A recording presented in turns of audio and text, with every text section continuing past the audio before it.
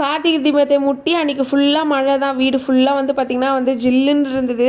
இனியனுக்கும் காலையில் ஸ்கூல் வந்து லீவ் விட்டுட்டாங்க. ஆனால் 7 மணி வரைக்கும் எந்த லீவுன்னு சொல்லிட்டு அனௌன்ஸ்மெண்ட்டே பண்ணவே இல்லை. அப்புறம் திடீர்னு ஸ்கூல்லேருந்தே மெசேஜ் வந்தது, இன்றைக்கி வந்து பார்த்திங்கன்னா எல்கேஜிக்கு மட்டும் லீவ் விட்டுறேன் அப்படின்னு சொல்லிட்டு ஸ்கூல்லேருந்து போட்டுருந்தாங்க. அப்பாடான்னு சொல்லிட்டு நிம்மதியாக அப்படியே கொஞ்சம் நேரம் உட்காந்தாச்சு. இவருக்கு வந்து பார்த்திங்கன்னா வந்து வடிவேலுன்னு நினைப்பு. போய் பஸ்ஸில் கம்பி பிடிச்சி நிற்காத மாதிரி போய் படிக்கட்டில் ஏறி நிற்க வேண்டியது, அப்புறம் கீழே இறங்க தெரியாத ஒரே கற்றுன்னு கத்த வேண்டியது தான் இவரோட வேலையே.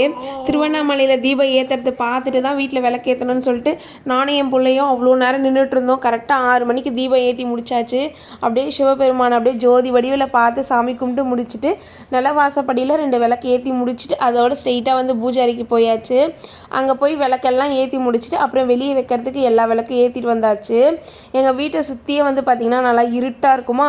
இந்த விளக்கெல்லாம் வந்து ஏற்றி வைக்கும் போது அவ்வளோ அழகாக இருந்துச்சு. என்னவோ வந்து வீடு மட்டுமே தனியாக பிரகாசமாக தெரிகிற மாதிரி அவ்வளோ நல்லா இருந்தது. இன்னும் கூட அழகாக நிறைய விளக்கு ஏற்றி வச்சுருக்கலாம் போல். நான் விளக்கெல்லாம் கொஞ்சம் கொஞ்சமாக எண்ணெய் ஊற்றி வச்சுட்டு இருந்தேன். என் பிள்ளை வந்து மொத்த விளக்கையில் இருக்க எண்ணெயும் கீழே ஊற்றி சாய்ச்சிட்டானா அந்த ஒரு கடுப்புலேயே இருந்த வரைக்கும் ஏற்றி அழகாக இருந்து சாமி கும்பிட்டு முடிச்சாச்சு. இப்படி தான் இருந்தது எங்களோட வீடு. எனக்கு ரொம்ப பிடிச்சிருந்தது. நீங்களாம் விளக்கு ஏற்றிட்டீங்களான்னு சொல்லிட்டு கமெண்ட் பண்ணி விட்டுருங்க.